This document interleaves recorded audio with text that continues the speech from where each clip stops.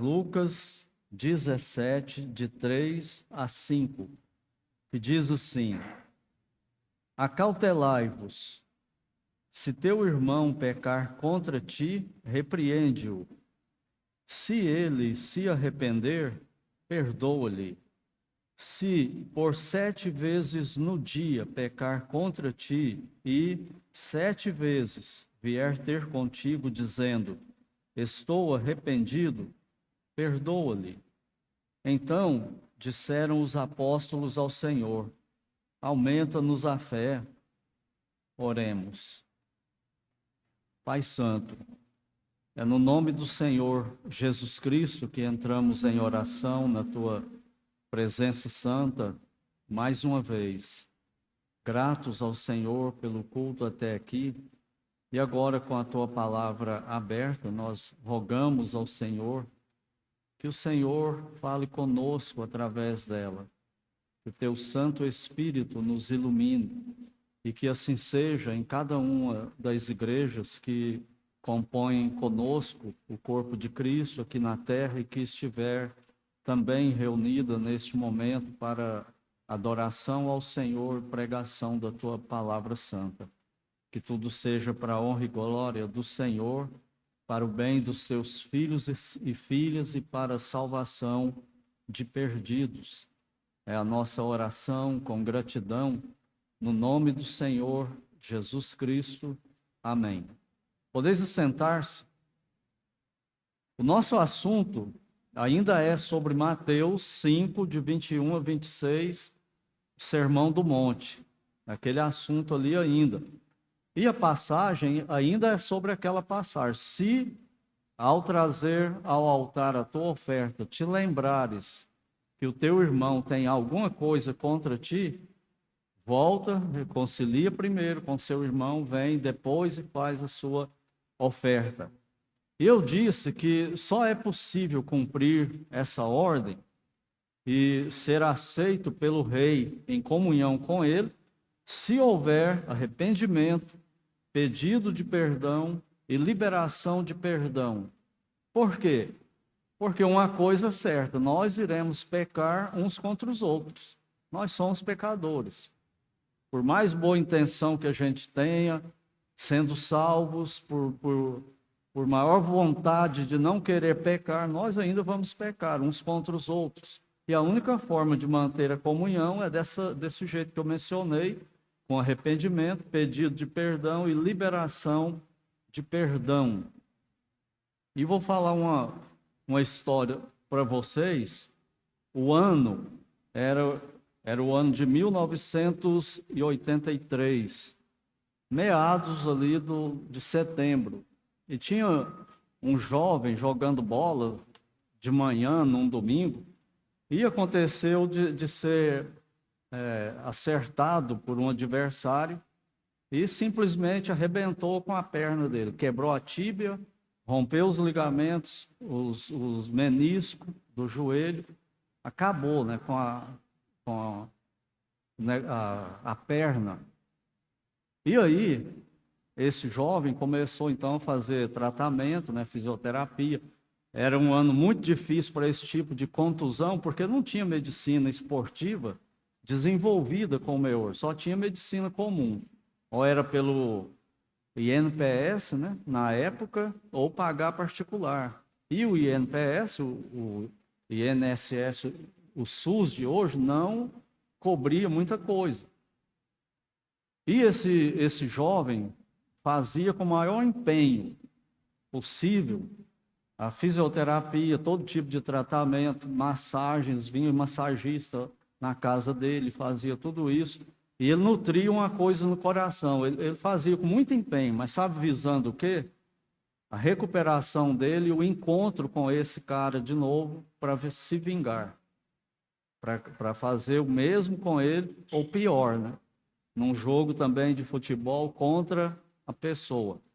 E nesse empenho, né, esse jovem perguntou certa vez para o médico como que era o melhor jeito de fazer isso, né?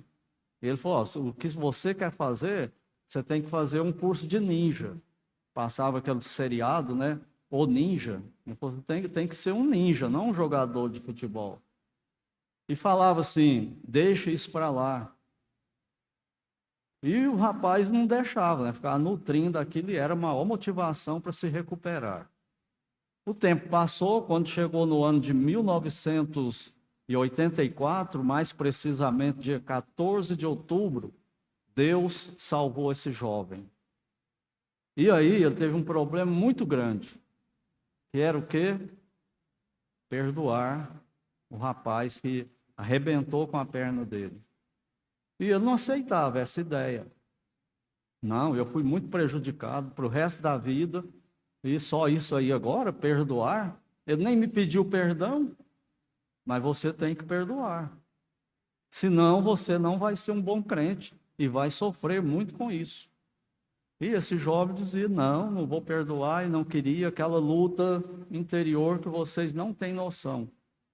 Até o dia que esse jovem entendeu como que Deus o havia perdoado, de quantos pecados, de quantas vezes, e como que ele fez esse perdão.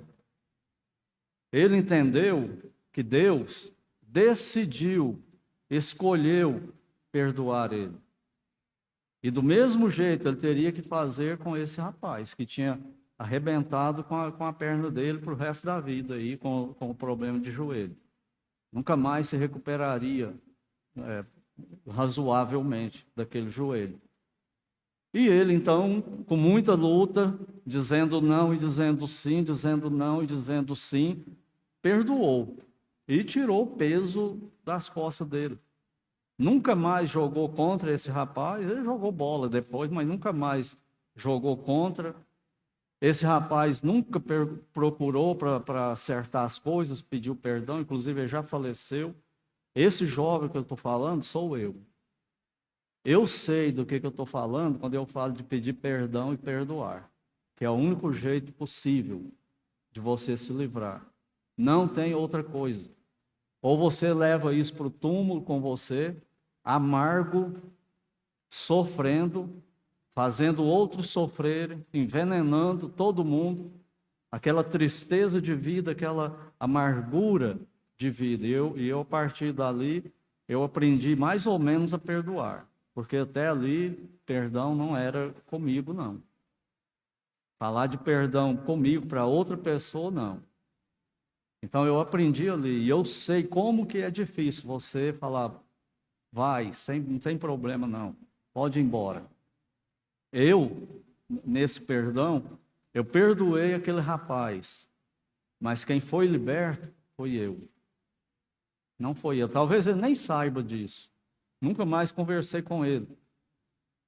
Talvez ele nunca soube do que eu passei. Ele nunca soube, talvez, da gravidade que foi o que ele fez.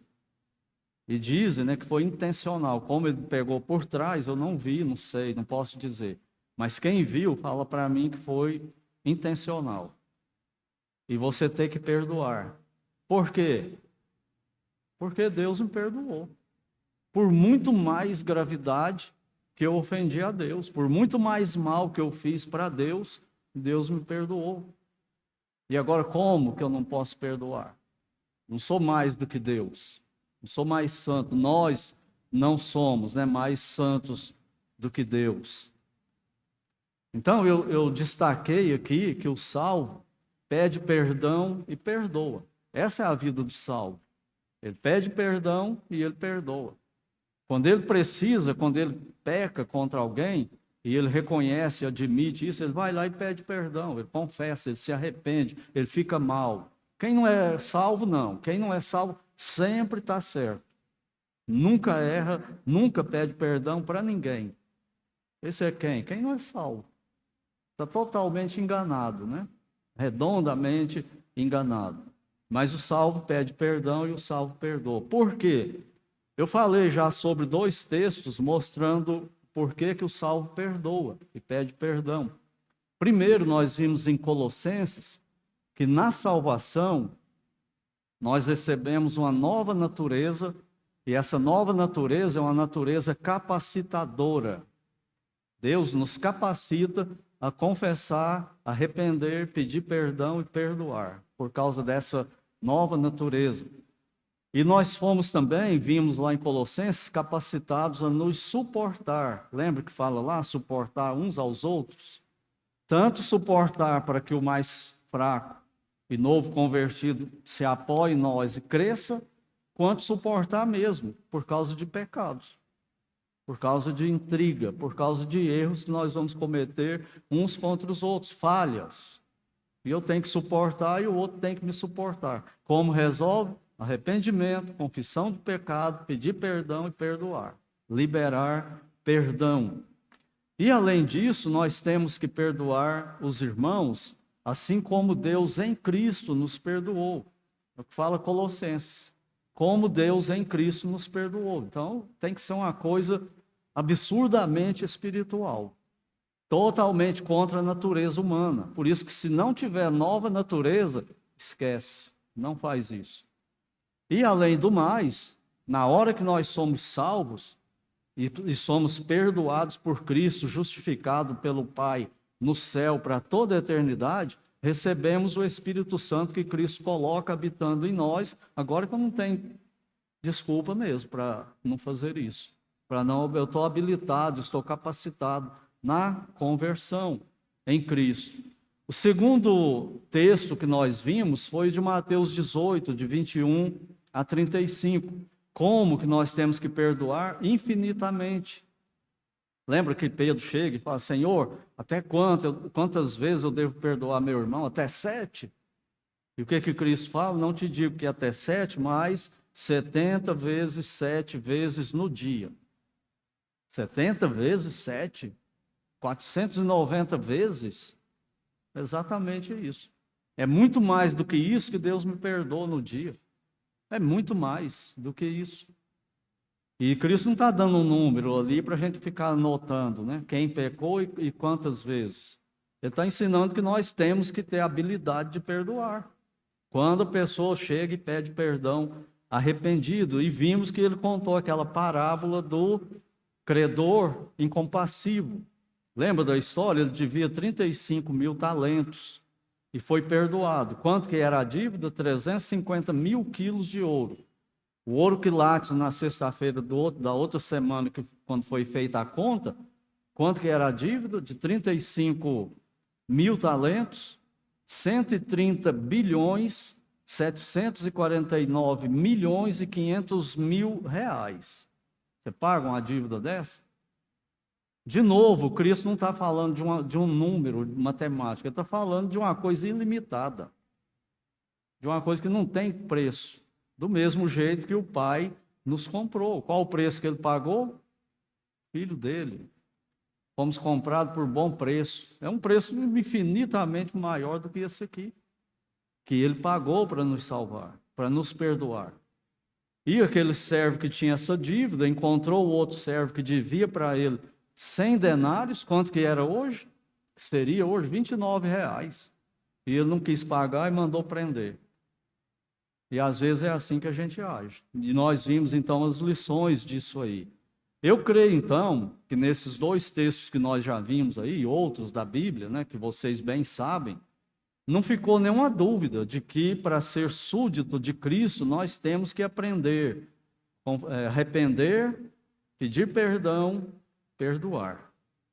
Como eu falo para vocês, né, eu acabei de contar um pouquinho da minha história, da minha dificuldade com isso, para perdoar. É difícil? Por nós mesmos, é impossível.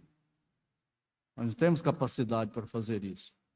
Precisamos do poder do alto para fazer isso. É difícil. É uma luta que não tem como descrever essa luta. Sabe por quê? Porque nós temos, depois de salvos, nós temos que matar o nosso orgulho. A Bíblia fala para nós, em Colossenses 3:5, fazei, pois, morrer a vossa natureza terrena. E eu já expliquei para vocês o que significa no grego. Fazer morrer é esganar. Você tem que pegar a sua velha natureza e esganar ela, ou você não obedece a Deus. E não é só em perdão, não, é em tudo. Por quê? Porque a nossa natureza O meu orgulho, o seu orgulho, a minha natureza caída e a sua, ela quer ser Deus. Ela quer reinar. Só que é um Deus caído. É um Deus falível. É um Deus mau. É um Deus soberbo. É um Deus que quer só o seu bem, que não quer o bem dos outros, a não ser que o dele esteja em primeiro lugar. E esse não é o Deus da Bíblia. E nós temos que esganar a nossa natureza caída. Recentemente eu vi isso num filme que me impactou muito. Aconselho todo crente a assistir o filme. Chama A Forja. Esse filme tem um rapaz que tem a história dele é que o pai abandonou ele. E ele fica muito rebelde. O pai falava que nas programações dele não ia, mentia para ele, depois abandonou a mãe, foi embora e foi nutrindo aquele ódio contra o pai. E virou um rebelde inveterado, viciado em videogame, não queria saber nada da vida. E a mãe dele, crente, naquela luta com ele, em oração, persistindo, ajudando ele. E ele se converte. Eu me vi naquele filme. Ele se converte e ele tem que perdoar o pai dele. Era eu com o rapaz do futebol. É aquilo ali. E ele chora. E ele orando para Deus, e ele fala: eu odeio meu pai, mas eu perdoo. Tem mais coisa que ele fala. É impressionante a cena. Eu odeio, mas eu perdoo. Eu tenho raiva dele, Senhor, chorando, mas eu perdoo. E saiu dali transformado. E vai acertar a vida dele das coisas erradas que ele tinha feito. E se torna um cristão exemplar. Mas aquela cena de pedido de confissão dele, sem o pai dele pedir perdão nem nada. Eu acho que vai ter sequência, né? Do encontro dele com o pai. Tá? Geralmente tem, eles fazem tudo planejado para continuar, né? Depois. Mas, enfim, aquela cena dele ali pedindo, liberando o perdão, porque ele fala: ou eu me converti, ou eu não me converti. Ou eu sou crente, ou eu não sou crente. Ou eu sirvo o Senhor, ou eu não sirvo. Eu tenho que resolver isso. 2 problemas dele: vício de videogame, eu tinha um vício de jogar bola, e perdão para o pai dele, e eu perdão para aquele rapaz. É uma luta que você que é crente, você sabe. Mas se você não nasceu de novo, pode estar na igreja 50 anos, ser batizado há 1 milhão de anos, você não sabe o que é isso. Você não tem noção do que é. Da luta que é e do benefício que é depois que você passa e supera. A alegria que é, o prazer que é, a liberdade que você tem, a paz que você vive. Você não tem isso se você não é convertido. Então, sem essa decisão de decidir assim, eu escolho perdoar. Senhor, eu escolho perdoar aquele cara que me quebrou a perna, estourou meu joelho todinho, mas eu não quero. Eu não consigo, mas eu tenho que fazer. E toda pregação, parece que o pregador falava do assunto. É uma coisa impressionante. Toda pregação. E Deus me prensando, Deus me prensando. E é desse jeito que acontece. Então, sem essa decisão de perdoar, se você não decidir, você não perdoa. Sabe o que você faz? E eu também. Vai se vitimizar, vai se desculpar, vai transferir a culpa para qualquer outra pessoa.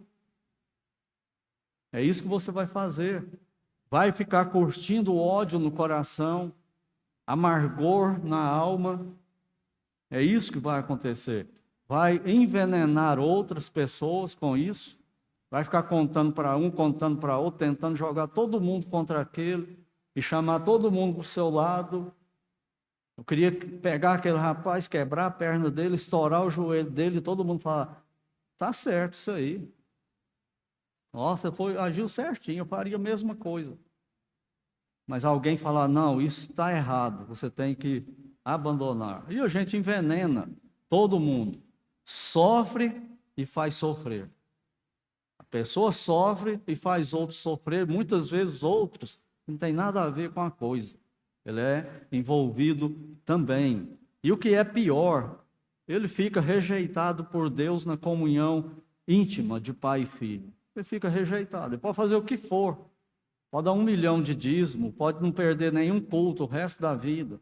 Pode aprender a cantar, aprender a tocar, pregar, dirigir culto. Tudo que ele faz é rejeitado por Deus. Só que ele se ilude que não. Ele se ilude que está tudo bem. Mas o que Cristo falou?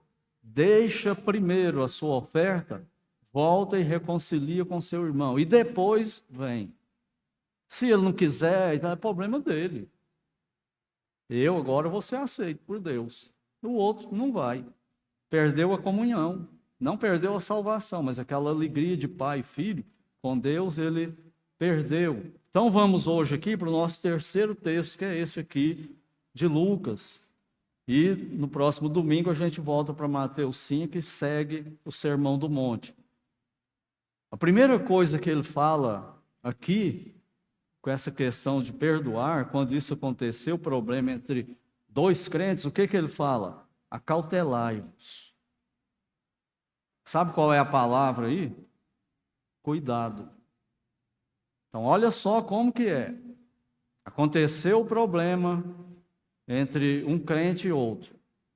Ele já foi tocado pelo Espírito Santo. Ele já sabe que está errado e tem que resolver. Eu vou ter que procurar aquele irmão, vou ter que procurar aquela irmã. Seja da família, da igreja ou não. Mas se for irmão em Cristo, ele vai ter que procurar. Como que ele tem que começar isso? Eu vou procurar aquela pessoa por causa desse problema, mas eu decidi aqui no meu coração, seja o que acontecer lá, eu vou perdoar.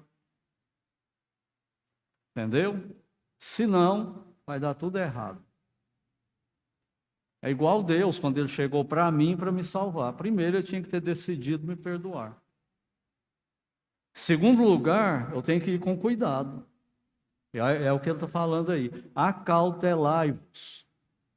Porque nós somos apressados em julgar as pessoas e nós somos cruéis para condenar.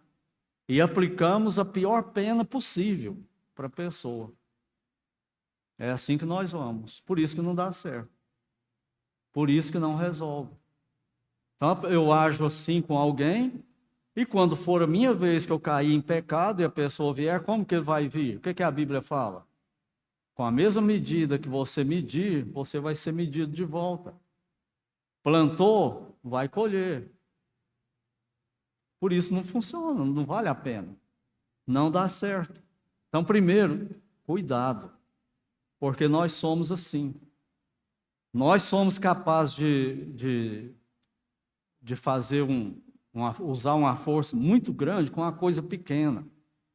Eu lembro uma vez que eu trabalhava de servente, de pedreiro, e tinha uma paredinha pequena perto de uma maior. E era para derrubar só aquela pequena. Aí o pedreiro falou para o meu colega ajudante, né? Você derruba essa parede aqui, mas cuidado, vai com cuidado. Ele pegou uma retona daquelas de 5 quilos, chegou na paredinha e caiu as duas paredes. O que ele fez? Ele usou força excessiva. É o que nós fazemos. Nós pegamos uma metralhadora para matar um pernilongo. Não era para isso. Por isso que ele está falando, cuidado. Vai com calma, acautelai-vos. Então o ensino aqui é ter cuidado para tratar o pecador caído. Lembrando que o objetivo disso sempre é o quê? Restaurar o caído, curar ele, trazer ele de volta. É meu irmão em Cristo, é minha irmã em Cristo. Está caído em pecado, já está lá, vamos lá tentar ajudar. Eu vou lá, me fez mal, me falou isso, falou aquilo, fez e aconteceu. Tá bom, eu te perdoo, vamos, volta. Vamos voltar, vamos prosseguir. Mas com arrependimento. Aquele arrependimento falso, não. Só para consertar as coisas, não, tem que ser real. Tem que ser uma coisa bíblica, espiritual, vindo do alto. E não para enganar a gente, né? E você perdoa e o negócio continua do mesmo jeito.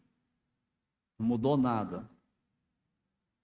Ou então, se a gente não for assim, com cuidado, procurando restaurar, recuperar, ajudar, vai piorar muito a situação.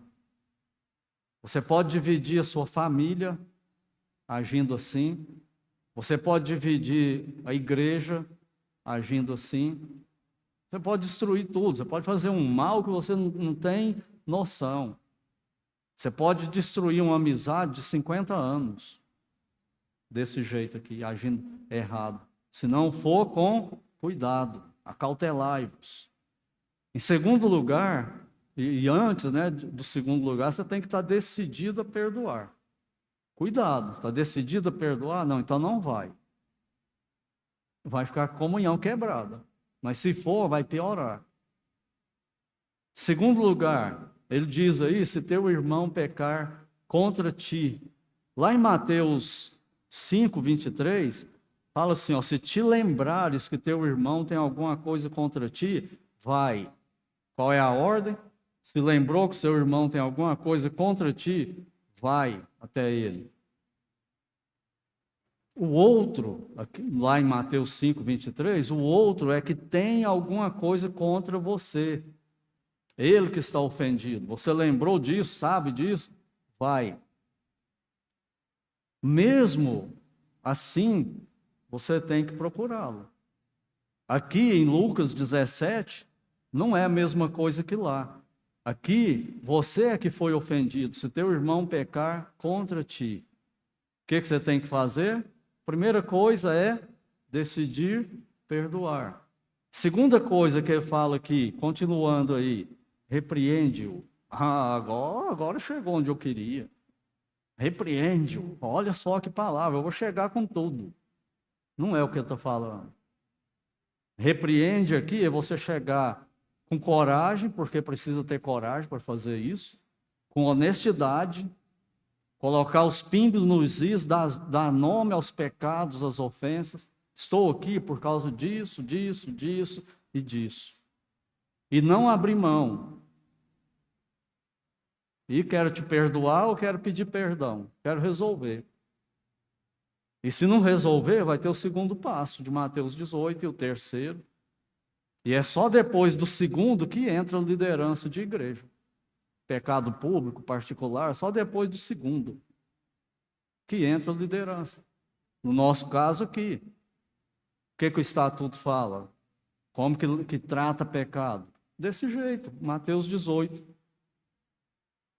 E quando vai levar para a igreja, já foi tratado, a pessoa admitiu, vai confessar, pedir perdão para a igreja. Como que nós vamos fazer isso? Diáconos e diretoria reúnem e sugerem para a igreja como que faz. Não é antes não faz nada. É pessoal. Uma pessoa tem que ir para começar a coisa. Então aqui é você que está ofendido agora. Aí você tem que ir atrás da pessoa também, repreender seriamente. Não é fazer de conta, não é falar, tudo bem, eu te perdoo. Então me perdoa, tudo bem, eu te perdoo. Não é isso, é sério.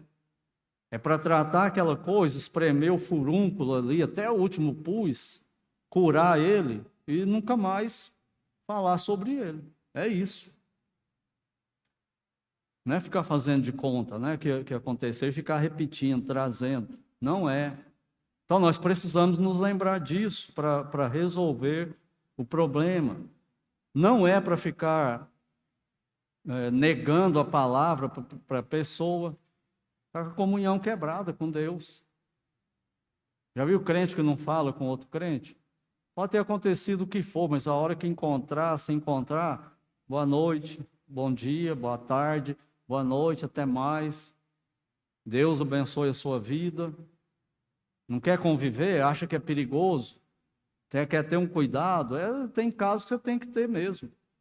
Mas não pode ficar de mal, negar, ficar falando mal, desejando mal, se alegrando se acontecer uma desavença qualquer com a pessoa. Gostar disso, sentir prazer. Não pode. Não pode evitar a pessoa, eu já vi muito isso, até em seminário. Um entra lá no corredor do seminário, o outro entra de cá, aí um entra na porta que vai para a sala e o outro passa. Por quê? Para não encontrar com o outro. E acho que Deus não está vendo isso, não? Deus está vendo isso. A comunhão não está interrompida com Deus. Ele não tem prazer nesse tipo de pessoa. Enquanto isso estiver desse jeito, volto para a ilustração do pai de família com os filhos. Ele não tem prazer em nenhum deles desse jeito. Ele não quer tomar partido de um contra o outro, ele quer os dois bem. E é o que Deus quer conosco também. Ele nos salvou em Cristo, né, para isso. Mas esse repreende tem que ser com amor e com o objetivo de restaurar e recuperar. Recuperar o transgressor e a comunhão. Que comunhão? A comunhão de ambos, dos dois que estão com esse problema, e a comunhão dos dois que estão com esse problema com o Pai Celestial. Esse é o objetivo maior, sagrado, nobre, tem que ser esse aí. Aí nós temos que dar os passos, e eles não são fáceis de serem dados, não. Biblicamente falando, né? Antes de fazer isso, de repreender, do jeito que eu expliquei, tem que fazer o quê? Primeiro, decidir perdoar. Não, tiro vai sair pela culatra. Não vai resolver o problema e vai machucar mais ainda os dois envolvidos, né, nessa questão. Em quarto lugar, eu quero destacar aqui para vocês, para nós, esse o aí. Note ele, quando ele fala assim, repreende-o. O que significa esse o? É quantas pessoas que vai falar com a outra? 2? 3? Um grupo? Não. Repreende-o. É você que tem que ir. E é aí que mora o perigo, né, para nós. É aí que mora o empecilho maior. Porque nós rejeitamos fazer isso. Nós temos medo de fazer isso aí. Então, se a gente não fizer isso, isso vai virar um inferno. Porque Deus não está nisso. Não é do jeito de Deus. E nós não somos Deus e nem temos permissão de Deus para mudar os mandamentos dele. Tem que ser do jeito dele, obedecendo a tudo isso aí. E a gente, então, fica com esse medo, né? E isso significa que isso precisa ser particular, seriamente, com oração, buscando Deus, querendo o bem da pessoa, querendo o bem da igreja, querendo o bem das famílias e decidido a perdoar. Aí nós temos uma chance. Se não, nós não temos nenhuma chance, porque é contra o que Deus está mandando. Às vezes nós temos medo do quê? Como que o outro vai reagir? Eu vou ter que falar com aquela irmã, mas vocês não têm noção como é aquela irmã. Ela não tem papas na língua, ela é má, violenta, ela revida e não sei o quê. Então você está desculpado. Deus fala, eu errei no mandamento que eu dei, aí não vai funcionar não. Dá um outro jeito aí que você achar melhor. Não tem isso. Nós temos que confiar no rei, confiar que o que nós vamos fazer é a palavra dele, ele que mandou, e nós temos que ir obedecer. Colocando tudo na mão dele. Se a pessoa vai me dar uma pedrada, vai me atropelar de carro, eu não sei. Eu tenho que fazer o que Deus mandou. Se a pessoa vai me xingar todinho, denegrir toda a minha moral, caráter, eu tenho que arriscar. E se ele fizer, é problema dele com Deus. Problema dela com Deus. Não é mais meu problema. Então nós precisamos fazer isso. Precisa de coragem. Mas precisa decidir perdoar primeiro, senão vai pôr tudo a perder outros pecarão junto e o rei negará a comunhão com todo mundo que estiver envolvido. Valeu a pena? Não obedecer? Não valeu a pena. Então, se nós somos espertos, né, como crentes, a gente obedece. E a coisa vai ficar muito mais séria e insolúvel. Isso é tão grave que Cristo fala aqui, ó. Vamos ler de novo os versículos 3 e 4. Acautelai-vos. Se teu irmão pecar contra ti, e pecar contra ti não é brincadeira, mas você repreende, vai falar com ele. Se ele se arrepender, perdoa-lhe. Se por 7 vezes no dia pecar contra ti, e 7 vezes vier ter contigo dizendo, estou arrependido, perdoa-lhe. Como você julga que o outro se arrependeu? Como você tem certeza que o outro se arrependeu? O marido peca contra a esposa, ou a esposa contra o marido. Aí o marido chega lá, fez uma coisa do arco da velha lá. E aí chega e pede perdão para a esposa. E os dois são crentes. O que ela tem que fazer? Ele chega, eu estou arrependido, me perdoa. O que ela tem que fazer? Mas tem que ser da boca para fora, brincando, fazendo de conta? Não. Primeiro, decidir perdoar. Lembrar dos versículos bíblicos. E quando a mulher faz alguma coisa para o marido? Eu já vi casos onde a esposa traiu o marido com outro homem. E depois a esposa chega em casa, conta para o marido, está arrependida, chorando, me perdoa. E agora? Faz de conta que perdoa? O que Cristo manda fazer? Está arrependido? Está falando que está? Você está olhando para a pessoa e está medindo se ela está arrependida ou não. Tem uma chancezinha de estar arrependido? Perdoa-lhe. Eu não sei se está arrependido ou se não está. Está falando que está, então vamos dar um voto de confiança. Mas essas duas ilustrações que eu dei aqui de marido e mulher, é fácil pôr isso na prática? Eu falei para vocês aqui de uma história de uma mulher que traiu o noivo dela, quando ela era noiva, nem era esposa. E casou depois, teve filho, neto, e aquilo ela lembrava daquilo todo dia, segundo ela. Todo dia ela lembrava daquela traição que ela nunca contou e nunca pediu perdão. E nunca foi perdoada. 60 anos carregando isso. É brincadeira? Não é. É como C.S. Lewis escreveu. É fácil pregar uma mensagem sobre perdão. É fácil falar sobre perdão até você ter que perdoar alguém biblicamente. Aí a coisa muda. Na maioria das vezes, ou muitas vezes, a pessoa que está envolvida está culpada. Já pensa que resolveu, mas está culpada. Acha que está certo, mas está errado, está culpado. O problema continua com Deus, não é com a gente, com Deus. Com Deus, com a gente também, né? Mas pior é quando é com Ele. E em caso de crente, é sempre com Ele. Não tem jeito, né? E Deus, então, nega comunhão para todo mundo, e a coisa é muito séria, isso aí. Tanto que, olha a reação dos apóstolos, versículo 5. Então disseram os discípulos, é o que está escrito aí? Quem? Os apóstolos, aqueles homens que Deus foi lá, escolheu eles pessoalmente, e deu fé para eles, capacitou eles, treinou eles para começar a igreja dele na terra. Eles entendem isso, a dificuldade disso. O que eles falam? Senhor, aumenta-nos a fé. Em outras palavras, eu não dou conta de fazer isso não, Senhor. Eu não consigo não. Isso não é possível para mim, não. Eu sei como eles se sentiram aqui. Lembrando, né, daquele caso, aquele outro caso, aquela pessoa, aquela outra pessoa. Senhor, eu não vou dar conta, não. É impossível. Aumenta-nos a fé. Eles pediram socorro para Cristo.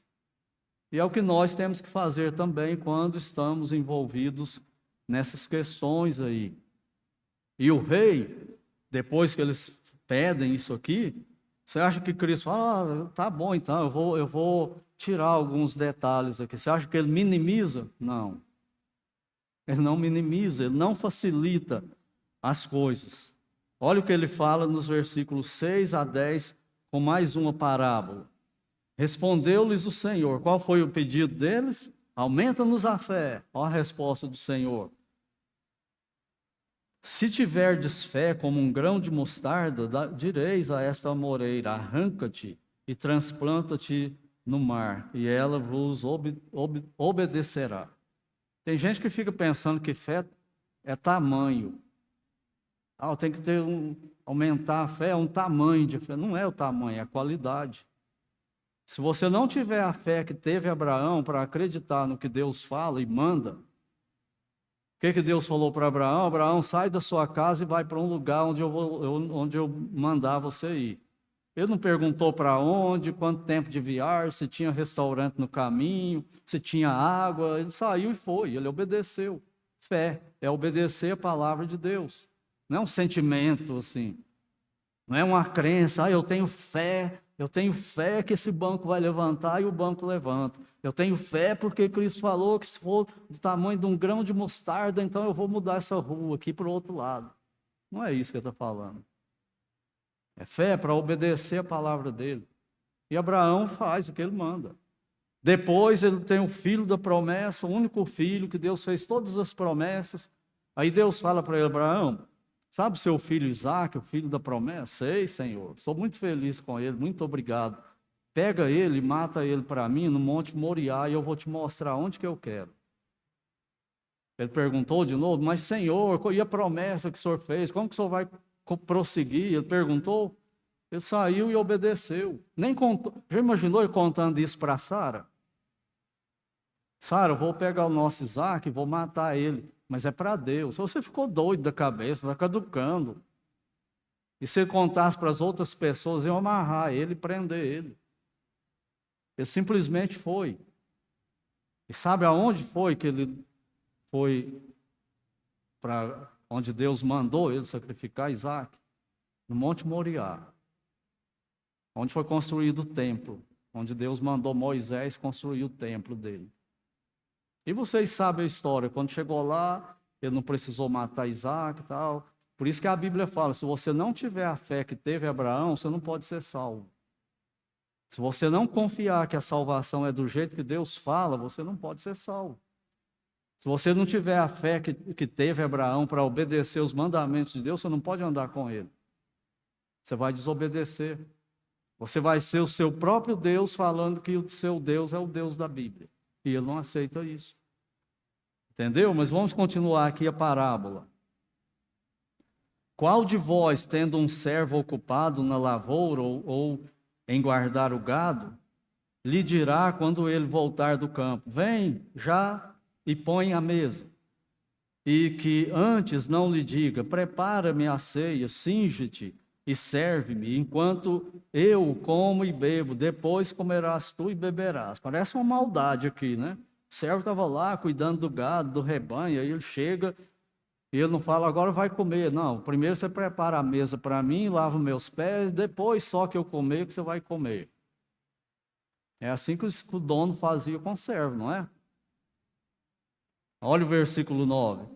Porventura terá o Senhor de agradecer ao servo porque este fez o que lhe havia ordenado?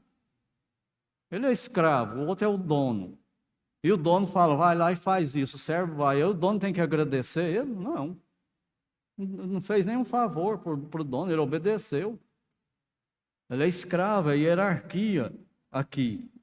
Olha o versículo 10 agora, irmãos, tapa na cara para nós. O que é que ele fala? Assim também vós, depois de haver desfeito, quanto vos foi ordenado, dizeis, o quê? Sou bom, estou bem com Deus. Deus agora está me devendo favor, agora eu posso chegar para ele e pedir. O que ele fala? Depois que fizer tudo que foi ordenado, sou servo inútil, porque eu fiz só o que ele mandou, eu tinha que fazer mais além. Eu tinha que ir além e não fui, eu fiz só o que ele mandou, que valor tem isso? Que galardão? Mas o nosso Senhor, o nosso dono, Ele é tão maravilhoso, ele é tão fantástico, que mesmo a gente não fazendo nem o que ele manda, ele ainda nos galardoa. Ele ainda nos abençoa. É ou não é? Ele ainda nos abençoa com tanto de bênção que quando você para e começa a enumerar, você fica com vergonha. Fala, eu acho que eu vou pedir menos coisa para Deus. Porque ele já tem me abençoado demais. Olha o que eu era, de onde eu saí. Olha o quanto ele me perdoou. Então vamos lá. Versículo 10, ele fala assim: assim também vós, depois de haverdes feito quanto vos foi ordenado. O que foi ordenado que ele está falando aqui? Os 10 mandamentos? O que ele ordenou? Versículos 3 e 4. Se teu irmão pecar, repreende-o. Mas com cuidado. Se ele pedir perdão, perdoa. Quantas vezes? Esse tanto de vezes aí que nós já vimos. Quantas vezes for preciso. Entendeu o que é o quanto vos foi ordenado? O que ele ordenou? Que eu aja assim. E aí, a minha fé vai ser igual àquela do tamanho da mostarda. Igual a semente da mostarda. É a qualidade dela, não é o tamanho, não é o poder que tem num pensamento. Isso não é fé, não. Isso é bobagem aí dessas pregações de hoje. É fé na fé, né? Fé na fé. Ah, eu estou com uma doença, mas em nome de Jesus eu vou ser curado, eu não aceito, eu determino. Eu acho que Deus, agora me amarrou as mãos, igual vou ter que fazer, porque olha com que fé ele falou. Não, isso não é. É confiar. Lembra quando Cristo chega para o doente e fala, você quer ser curado? Ele fala, Senhor, eu quero. E Cristo fala, você está curado. Ele se levanta. Ele acreditou. Em quê? No que Cristo falou. Em outro lugar, a pessoa nem conhecia Cristo. Ele chegou lá, uma multidão de doentes lá. Não era? Um tanque de Betesda. Aí tinha um paralítico de 38 anos. Eu imagino como que era o corpo daquele rapaz. Eu conheci um irmão atrofiado, muitos anos, mas ele ainda andava, mancando, se arrastando, mas andava. Esse paralítico não andava, não. É 38 anos de atrofia no osso, no músculo, nos tendões, veia, né? Quase não passando sangue. E Cristo fala para ele, esteja curado. Toma tua cama e vai embora. E eu imagino aquele negócio dentro dele, os músculos crescendo, os tendões, as veias, eu acho que até deve ter doído. Ele não saiu trôpego, não, tropeçando, ele saiu normal e foi embora. E nunca tinha visto Cristo. Por quê? Porque Cristo quis fazer aquilo. E é o que ele manda que acontece. E os outros? Os outros ficam lá tudo doente. Cristo não tem amor, não, graça. Ele é soberano nisso. Ele não curou todo mundo que ele encontrou, só alguns. Então, a fé do tamanho de um grão de mostarda é esse que você ouve, lê a Bíblia. Não, a Bíblia está mandando fazer isso. Senhor, eu não quero fazer, eu não dou conta de fazer. Eu vou ficar com raiva por fazer, mas eu vou obedecer. Lembro um exemplo disso, é a pesca maravilhosa. Quem que estava lá pescando a noite inteira? Pedro e os outros pescadores melhores da região, profissionais. Pescaram a noite toda. Pescaram não, tentaram, né, pescar. Pegaram nada. Aí amanhecendo o dia, já na hora mais improvável, no lugar raso, Cristo fala o que para eles? Joga a rede do lado direito. Aí eles jogam. Pedro fala, Senhor, nós passamos a noite toda, não pegamos nada, nem um lambari. Mas, quem lembra o que ele fala depois? Sobre a tua palavra lançarei as redes. E ele joga. E junta tanto peixe naquela rede, que os outros barcos têm que vir ajudar, senão aquele ia afundar. O que Pedro fez? Ele teve fé, do tamanho de um grão de mostarda. Senhor, eu não estou nem acreditando não, mas o Senhor está falando, então eu vou fazer. E fez e aconteceu. A questão é saber o que ele está falando para eu crer.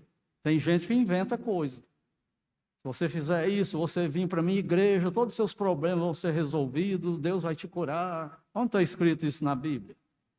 Onde tem uma promessa de Deus desse jeito? Não tem. É mentira. E muitas pessoas estão com fé, decepcionados na fé por causa dessas coisas. Porque estão colocando a crença deles, a confiança deles em cima de uma coisa que Deus nunca falou. Tem que estar na Bíblia, a promessa, para que ele faça. E o mandamento aqui, então, quando ele fala, se vocês fizerem tudo quanto vos foi ordenado, então se a gente conseguir fazer isso aqui, ir lá e resolver, ter cuidado, amor, disposição antes para perdoar, e for lá e conseguir, e a pessoa se arrepender, pedir perdão e ter a restauração, aquele abraço e tal, o que a gente tem que fazer depois? Nossa igreja, nossa, nós somos bons, nós conseguimos. O que nós temos que falar ainda? Nós somos um bando de inútil, porque nós fizemos só o que ele mandou. Somos inúteis ainda. Por que não fizemos mais? Por que não fizemos isso certo desde o começo? Por que eu não fiz? Por que eu deixei chegar nesse ponto? Senhor, eu sou um servo inútil, mete a peia em mim. Ele fala, não, vem cá, eu vou te fazer um carinho. Eu vou te abraçar. É isso que ele faz, é isso que ele fala. E a gente não quer fazer isso com o outro. É igual o servo incompassivo, nós somos perdoados infinitamente. E quando alguém ofende o nosso orgulho, a gente quer matar e destruir e acabar com tudo. Não quer ser assim? Então vai, eu estou fora. Não aguento mais isso não. Conclusão. Com relação a arrependimento, pedir perdão e perdoar, Mateus 18:15 é a chave mestra para os bons relacionamentos. O que eu ensino em Mateus 18:15? Se teu irmão pecar, fala para o outro, conta, detona, puxa para o seu lado, Se teu irmão pecar, vai e fala com ele. Ah, mas não tem mais. Vai e fala com ele, senão não tem prosseguimento nisso. É assim que nós temos que agir. E não quando alguém chegar para nós, sabe o que o irmão fez? Sabe o que a irmã fez? Sim, o que foi? Fez, nossa, é mesmo, sabe, comigo ele fez isso. Isso é do diabo. Isso destrói. Isso mata. Mas é o que a gente faz, na maioria das vezes, é ou não é? É o que a gente faz. Aí quando a gente consegue, nós dizemos, Senhor, eu sou servo inútil. Puxa vida, por que eu não fiz isso? É igual quando a gente tem um problema e fala assim, Senhor, eu já tentei tudo, eu já fui no médico, eu já fui no curandeiro, eu já bebi Lexotan, eu já bebi Rivotril, nada resolveu o meu problema, agora é só o Senhor. Por que não fez isso na primeira vez? Esperou sofrer tanto, nada funcionar, para depois chegar no que funciona. Que tolice a nossa, não é? Mas, irmãos, nós somos assim. Nós somos assim. É a nossa natureza caída, né? E ao invés de a gente escutar a nova natureza, nós queremos escutar a velha natureza. E não funciona. Queremos dar o nosso jeito e não usar o jeito de Deus, que vai curar, que vai resolver tudo, né? Então nós temos que seguir Mateus 18:15 sempre, sempre, sempre. Mesmo que o pecado seja público, fez público, matou alguém lá na rua, agora eu vou ter que falar com ele. Eu falo, irmão, você matou fulano, eu vou ter que falar com você. Você vai ter que falar isso perante a igreja. Você admite essa culpa? Não, eu admito. Eu vou, aceito, confesso, aceito o que a igreja fizer. E ele chega para a igreja e fala, eu fiz, eu matei, eu vou me entregar. E o pastor fala, você vai se entregar, senão eu vou ligar para a polícia e vou falar para ela vir te buscar. Você vai ter que se entregar mesmo. Eu vou me entregar, vou pagar. Um pastor recentemente passou por isso. Conheceu uma pessoa, frequentou a igreja, se converteu, estudou, batizou, aí se tornou membro e o pastor está lá de boa, né? Oh, que ovelha maravilhosa que está chegando. Fala, pastor, eu tenho uma coisa para contar para o senhor e para a igreja. Sim, o que é, irmão? Eu sou um assassino, sou foragido da justiça. Acabou a alegria, né? E agora? Toda a igreja vai sofrer. Então, você tem que contar isso para a igreja e eu vou com você para você se entregar. Você é procurado? Sou. Então, vamos lá. Aí foi, está preso. O pastor vai lá, ele é membro da igreja, está preso. E a igreja esperando ele sair para dar um abraço nele. Por quê? Perdoou ele. O pastor falou assim, a nossa igreja ora por isso o tempo todo culto de oração, alguém lembra disso. E nós estamos esperando aquele dia, como se fosse o dia do arrebatamento. A hora que falar assim, ó, ele vai sair, nós vamos estar lá na porta esperando. Isso é maravilhoso ou não é? Isso é coisa de Deus. Então, mesmo quando é público, uma pessoa tem que tomar a iniciativa. Primeiro, para remediar, para melhorar, para dar um jeito melhor para levar para a igreja, para sofrer menos. Todo mundo. Mas o que a gente faz? A gente quer acabar com tudo. Então lembre-se disso, Mateus 18 é a chave mestra para os nossos relacionamentos. E se o salvo não escolher perdoar qualquer crente por qualquer pecado, por quantas vezes ele se arrepender, e o problema muitas vezes está aqui, né? Se está arrependido ou não, Deus não nos perdoa. Nós podemos fazer um culto desse aqui, ó, perdendo tempo. Porque culto vão, Deus não aceita. Que Deus nos livre disso, né? E a comunhão com o Pai é retida. Por isso nós precisamos decidir perdoar, igual o rapaz do filme com o pai dele. Lembra que eu descrevi a cena? Senhor Deus, eu odeio meu pai, mas eu escolho perdoar. Senhor Deus, eu queria era matar o meu pai, o Senhor sabe tudo que ele fez, o Senhor perdoou. O Senhor não está vendo isso não, o quanto que eu sofri demais e estou sofrendo, mas eu perdoo. E sai dali restaurado. Tem que fazer a mesma coisa. Mesmo que a pessoa não peça perdão. No caso aí do filme, eu acho que é uma ficção, né? Eu não vi, pelo menos, que é história real. O pai dele não pediu perdão para ele, mas se ele não perdoasse o pai dele, ele não tinha como viver como crente. Impossível. Ele tinha que perdoar. Se o pai dele quer se destruir, acabar por lá, fazendo mal, prejudicando as outras pessoas, o problema é do pai dele. Ele resolveu com Deus. O que ele resolveu? Perdoar. Eu decidi perdoar. Aplicação. Há sonegação de perdão sua para alguém? Vocês que nos acompanham aí pela internet, tem alguém aí que tem alguma pessoa que está sonegando perdão para ela? Você que vai sofrer, perdoe. Decida perdoar e perdoe. E para quem não é salvo, se você se arrepender e se render a Cristo, Deus, o Pai dele, decide te perdoar. Não importa quão ofensivos sejam os seus pecados, não importa quais são esses pecados, nem quantas vezes você já praticou. Basta você chegar para Deus e falar: Pai, eu creio que Cristo morreu para pagar esses pecados todos aí, me perdoa. Ou me joga no inferno. Você acha que ele vai fazer o quê? Ele garante: todo que vem a mim será salvo. Então vá a Ele. Vá ao Pai, em nome de Cristo, nos méritos de Cristo, confiando em Cristo. E Ele te perdoa, Ele te salva, Ele te sela com o Espírito Santo. E aí a sua luta vai começar de pedir perdão, se arrepender e perdoar, igual nós que já somos salvos. Você não tem noção de que luta que é essa. Mas é uma luta que vale a pena, porque Deus luta por nós. É no poder dEle, não é no nosso poder.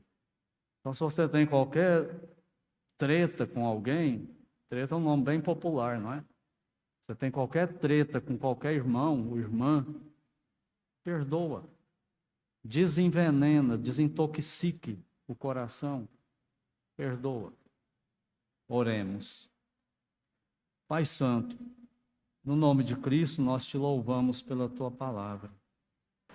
Nosso problema, Senhor, não é ler nem entender a tua palavra, nosso problema é nos render a ela como autoridade e obedecer.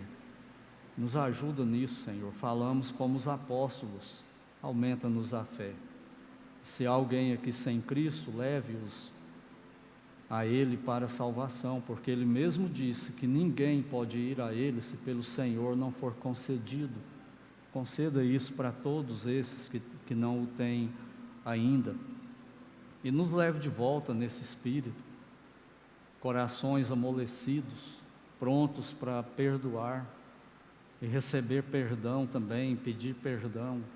Nos ajuda, Senhor, na nossa caminhada aqui, porque por nós mesmos nenhum de nós consegue percorrer esse caminho do Senhor. E por tua graça e misericórdia, que o Senhor abençoe, proteja e direcione a cada membro de cada família aqui representada e também daqueles que nos acompanham pela internet. É a nossa oração com gratidão, no nome do Senhor Jesus Cristo. Amém.